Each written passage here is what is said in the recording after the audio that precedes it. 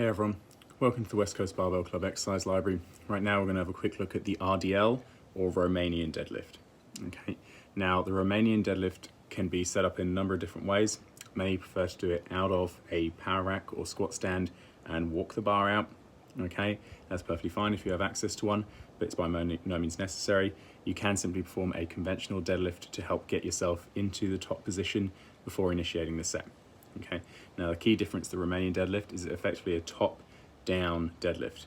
Normal deadlifts, we pick up from the floor, stand tall at the top, place the bar back down.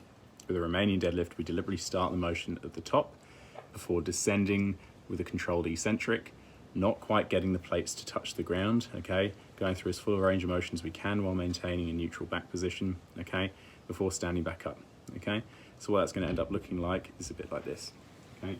I'm going to perform a normal deadlift to begin the set, okay. Once I'm at the top, we're going to start doing some Romanian deadlifts, or RDLs, as you might have seen them in your program.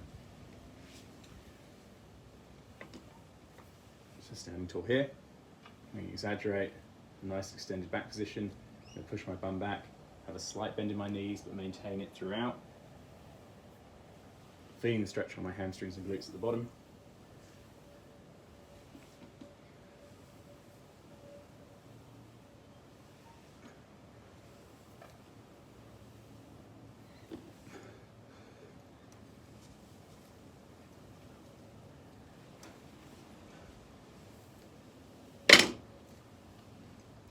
Like so. Okay. So the Romanian deadlift is a deadlift variation that we start from the top, either by setting up, following a normal deadlift, or by walking the bar out of a rack. So if we had the bar loaded in the rack there, I would stand tall, take a couple of baby steps back before initiating the set, and upon completing the set, walking the bar in, okay? I've chosen to do them both ways previously. I do think you can do these from the floor. It saves the power rack in the gym for someone else to do their session if they want to be squatting. You know, they should probably take priority given we can do RDLs from the floor where you can't squat from the floor. Okay. However, there's a ton of racks free. Go for it. That's how you choose to do them. I would say they're probably a little bit less safe given the fact that you have to walk them out. You know, if you get pretty strong with these, you know, walking out a heavy RDL can be a little bit sketchy.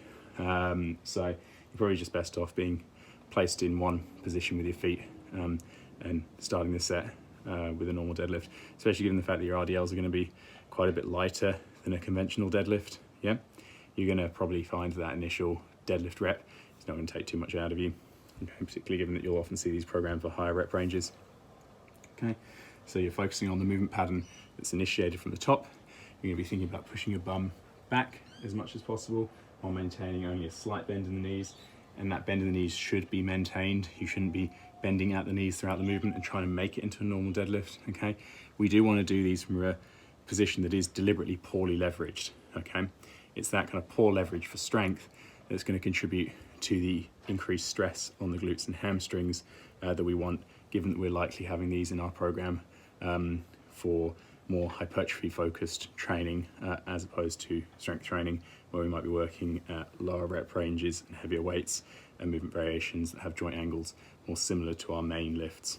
Okay, so do think about having a nice high chest position, bracing our back into extension as best as we can, thinking about pushing our bum back, feeling that nice stretch on the glutes and hamstrings. It probably won't feel that nice, you know, if you're going quite heavy with these and you're getting tired as the set goes on, but really trying to feel that sensation of the stretch on glutes and hamstrings in the bottom position, okay, before squeezing our bum to kind of initiate the raising portion of the movement where we bring the bar back up to our hips.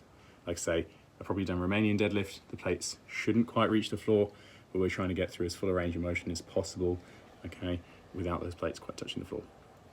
I choose to do these with lifting straps on, so my grip's not a limiting factor. Obviously, if you're able to go quite heavy with these, you're going to be holding the bar for quite a long time without the plates coming to rest on the floor.